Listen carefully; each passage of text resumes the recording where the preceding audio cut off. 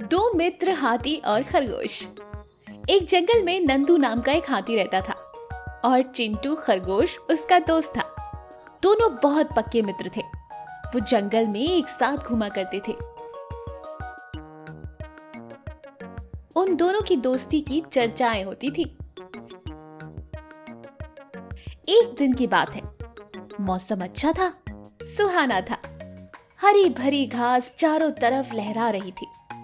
पेड़ों पर कोमल कोमल पत्तियां आ रही थी।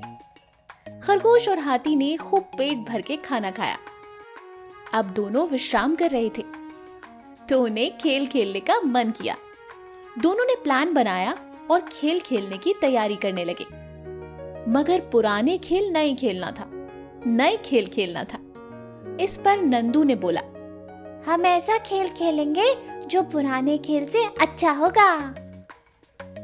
वो खेल ऐसा होगा, पहले मैं बैठ जाऊंगा और तुम मेरे ऊपर उछलकर दूसरी ओर कूदोगे। फिर तुम बैठोगे और मैं तुम्हारे ऊपर कूदकर दूसरी ओर उछलूंगा। पर याद रखना, इस खेल में एक दूसरे को छूना नहीं है। बिना छुए ही दूसरी तरफ कूदना होगा।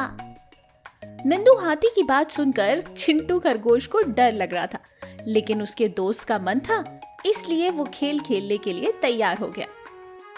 पहले हाथी जमीन पर बैठ गया। खरगोश दौड़कर आया और हाथी के ऊपर से कूदकर दूसरी तरफ बिना छुए कूद गया। अब हाथी की बारी थी। खरगोश नीचे बैठा, मगर डर के मारे वो सोच रहा था कि कहीं मेरे ऊपर हाथी कूद गया तो मेरा तो कचूम्बर ही निकल जाएगा, मेरे तो प्राण निकल जाएंगे।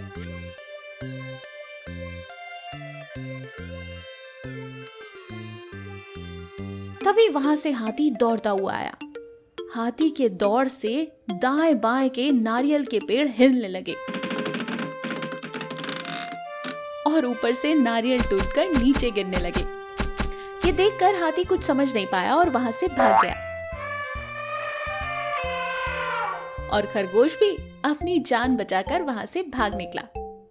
और भागते भागते खरगोश ये सोच रहा था कि दोस्त से अच्छा तो ये नारियल था जिसने आज मेरी जान बचा ली, वरना कहीं हाथी मेरे ऊपर हाथ रख के कूद जाता तो मेरा तो कचूम्बर और जान दोनों एक साथ निकल जाती।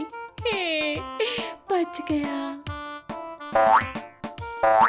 इस कहानी से हमें ये सीख मिलती है कि हमें दोस्ती तो सबसे करनी चाहिए, लेकिन खेल सोच समझ के खेलना चाहिए। अगर आपको हमारी कहानी पसंद आई तो हमारे चैनल को लाइक और सब्सक्राइब जरूर कीजिएगा। धन्यवाद। घमंडी जिराफ। एक घना जंगल था। उस जंगल में एक जिराफ रहता था।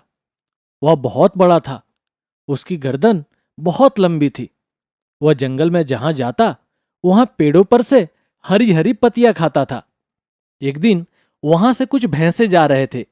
जिराफ को हरे हरे पत्ते खाते देख वे वहां रुक गए और उन्होंने जिराफ से कहा, क्या तुम हमारे लिए कुछ पत्ते तोड़कर दे दोगे?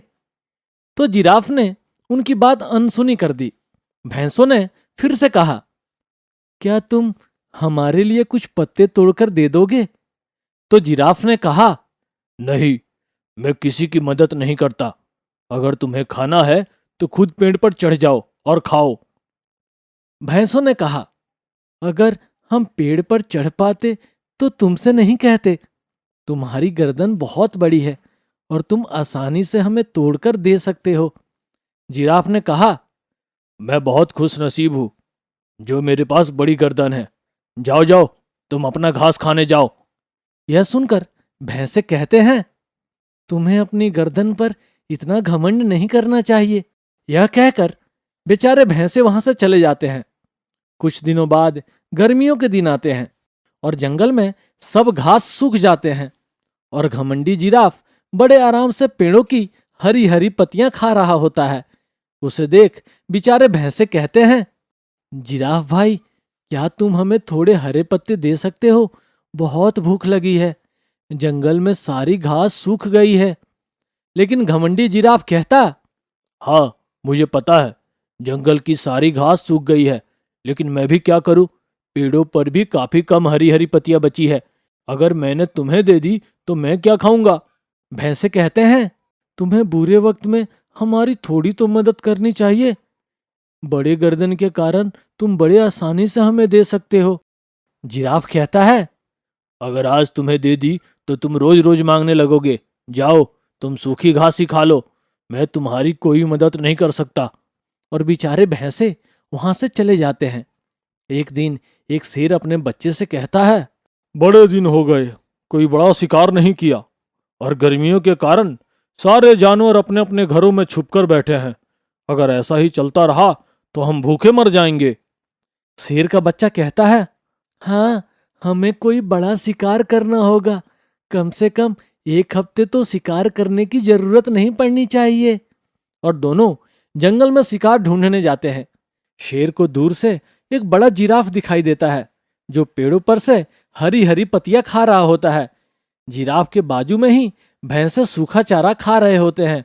और शेर बच्चे से कहता है, देखो, वह जिराफ बहुत बड़ा है, हमें मिलकर इसे शिकार बनाना है। काफी बड़ा और भरा भरा है। और शेर का बच्चा कहता है, हाँ, इसे देखकर मुंह में पानी आ रहा है। तो चलो इसे दबोच लेते हैं। और शेर जोर से दहाड़ता है। शेर की दहाड़ सुनकर भैंसे बाजू के एक छोटी गुफा में जाकर छुप जाते हैं। और जिराफ भी उसी गुफा में जाने का प्रयास करता है, लेकिन अपनी बड़ी गर्दन के कारण वह गुफा में नहीं घुस पाता है। और वहां शेर और उसके बच्चे आ जाते हैं।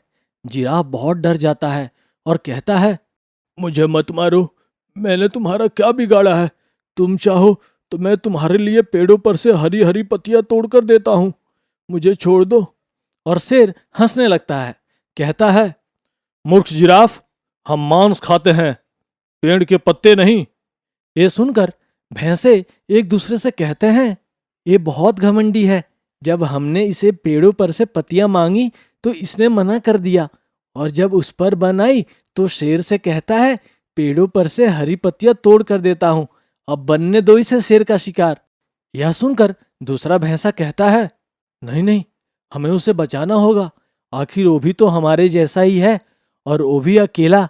हम सब मिलकर उसे बचा सकते हैं, इस कारण उसका घमंड भी चूर हो जाएगा। और सब भैंसे गुफा से बाहर आते हैं और जिराफ के साथ खड़े हो जाते हैं और शेर से कहते हैं, ये हमारा दोस्त है, तुम क्या इसका शिकार करोगे? हम सब मिलकर तुम्हें यहाँ शिकार बनाएंगे। और सब शेर की तरफ दौड़ने लगते हैं और शेर और उसके बच्चे अपनी जान बचाकर वहां से भाग जाते हैं। यह सब देखकर जिराफ भैंसों की तरफ देखता है। मुझे माफ कर दो, आज तुम सबके कारण मेरी जान बच गई, मैंने तुम्हारे साथ बहुत बुरा किया। भैंस कहते हैं, तुम्हें अपनी गर्दन पर बहुत घमंड था ना, लेकिन उसी गर्दन के कारण तुम गुफा में नहीं छुप पाए। हमें किसी भी चीज का कभी घमंड नहीं करना चाहिए, बल्कि उसका उपयोग दूसरों का भला करने के लिए करना चाहिए। एकता में ही शक्ति होती है। उस दिन के बाद जिराफ और भैंसे अच्छे दोस्त बन गए और जिराफ भैंसों को पेड़ों की हरी हरी पत्तियां भी देने लगा और सब खुशी से जंगल में रहने लगे। दोस्तों, अगर आपको ये कहानी अच्छी लगी और आप आगे भी इस प्रकार की कहानियां देखना चाहते हैं तो हमारे इस चैनल को जरूर सब्सक्राइब करें